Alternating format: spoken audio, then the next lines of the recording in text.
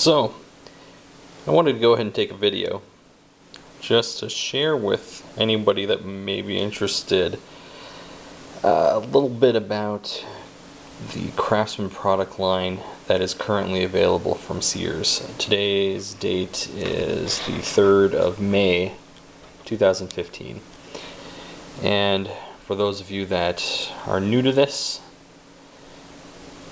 Craftsman product line hasn't been made in America, at least to my knowledge, in one form or another since 2012. So if you order from their website and you get something that's an American-made tool, you're basically getting new old stock that they haven't been able to sell yet.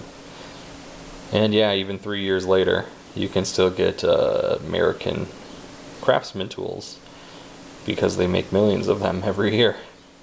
So it takes a while to purge it out of their system. So this was received to me the other day. I wanted to buy, instead of a 12-point combination wrench, I wanted a set of 6 points. And so far, my luck with Sears Craftsman have been pretty good. When I would make an order, even on certain sets that they didn't necessarily endorse as being made in America, I've been lucky enough to get the American-made version. The same goes with their professional line. What's left of the professional line / industrial, those are all made in America, and they actually do advertise that they are made in America.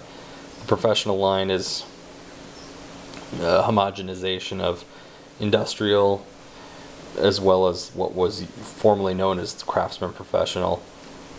They use the words interchangeably on their website. Those are made in America, and again, some Craftsman sets, they still have the American-made stock. Unfortunately, this 28-piece 6-point wrench set, this is an example of me not having fate choose in my favor, and I actually ended up getting the Chinese version of the set. So I'm just gonna go ahead and show you what you get and why I have some problems with it. It took me about 2 seconds to notice a difference in quality. This is what you get, as usual. It's just asking you to double check to make sure everything is there. What I found kind of interesting with this series of wrenches is that a lot of them seem to have a pretty piss poor finish on them. I'll just grab a random sample. So here's 3/16. It's one of the bigger ones, obviously, but you can tell all throughout it's just not as nicely made as an American-made counterpart. And if you take a look at this, this stamping, it isn't even complete. 13/16, what? Yeah, see, you can barely tell it's there. So this is how you know you have a Chinese-made one. It won't say made in the USA on it. It'll just have the size, a series of digits, so forth. Grabbing another random one.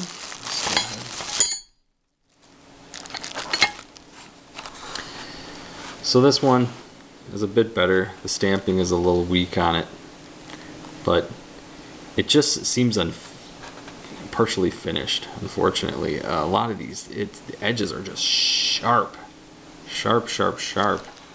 as well as around, oh yeah, right on here, yeah, it is razor sharp, right there. It just seems like, unfortunately, this is one of those instances where you get what you pay for, which is, I'm not being complimentary in that regard. I can understand fully why people want the American-made version of these Craftsman tools, because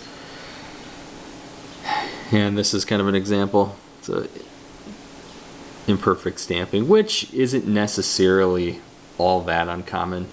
I mean, yeah, I mean the stampings up here being imperfect, that kind of sucks, but sometimes when they have the Craftsman logo, it might be partially impressed in some spot. I've got an example of that. A much older guy right here. This is a standard Craftsman wrench, and you can see right there, yeah, it's missing a little bit. This guy's been through quite a bit. Had it for a long time. But yeah, just from my perspective, I'm not going to go ahead and grab any kind of measuring device and measure, but it just feels heavier, quite a bit heavier, quite a bit thicker. The head, comparing this to some of my other Craftsman tools, is quite a bit bigger, and that kind of sucks. So you have to throw in more metal to make up for an inferior alloy, which whatever.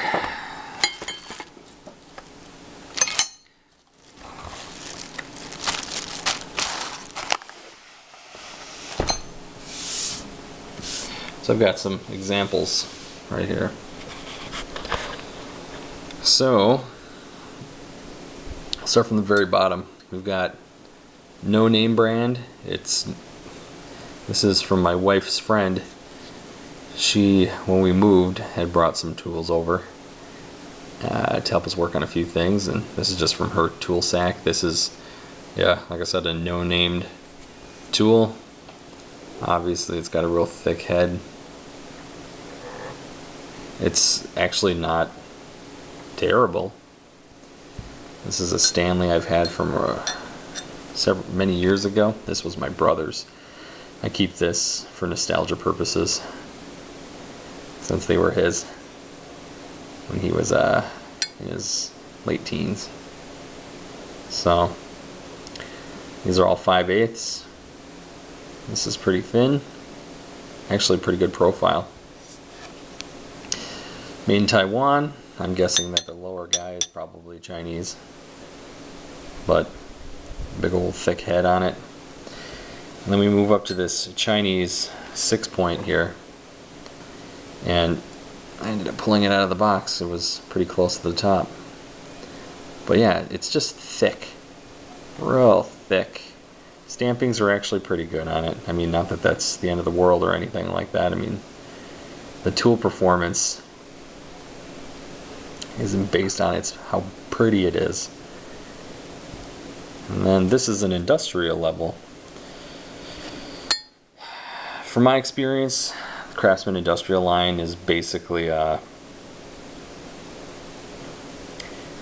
say it's the same as standard Craftsman made in the USA. It's just geared towards corporations, businesses that want the professional warranty, because Craftsman didn't warrant professional use of their tools. I would say you're out of luck. So they were probably trying to go cash in on some of that money, trying to keep some of this made in the USA.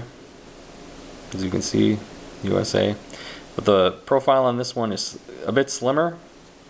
The head is significantly smaller. So is the box end. But yeah, it's just lighter. It just feels a lot better. I mean, yeah, there are versions of tools out there that are for professional use that are significantly better than these. This is something I'm not going to deny, but comparing Craftsman to things, I guess, comparing it to itself and things below it, the standard Craftsman / industrial, I mean, it feels significantly better. It's a lot thinner. You're going to get better access with this. I can tell you that I fit this up against a 5/8 nut it's actually pretty tight. I know some people get different experiences in general, whether it's the American or the Chinese, whatever, but from my experience, I'd say 99.9% of the time I've had excellent luck with Craftsman. The Chinese one, this one's pretty sloppy. So you can take my word for it or not. That's fine. And then here's an example of an American Craftsman 5/8, and it's just better overall. So I'm going to be returning this back, see if I can get the American version. I would rather have that, an American version. That's going to be thinner, stronger, better value for the money than this Chinese version. Some people, Taiwanese tools aren't bad. I've had terrible luck when I was younger and first getting tools with Chinese ones. They freaking broke on me all the time. And I'm not a professional, but I would like something that in theory could outlast my life or survive a majority of it without too many problems. I'm not one of those people that I fix cars and automotive engines, small engines, but yeah. And you can tell, one thing that I was a former chemist prior to taking on the career that I have now, and one of the things that I used to be involved in was materials composition.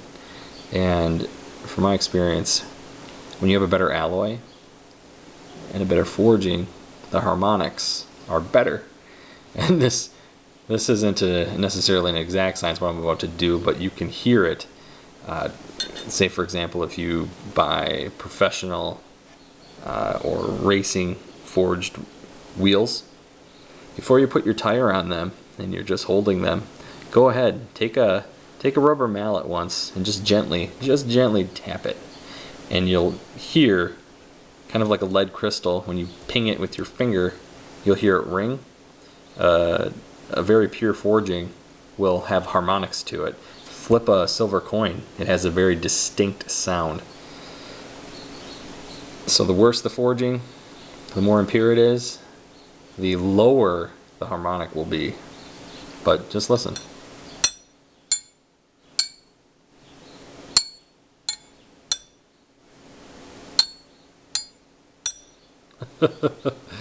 So you get the drift. And this should be the lowest one.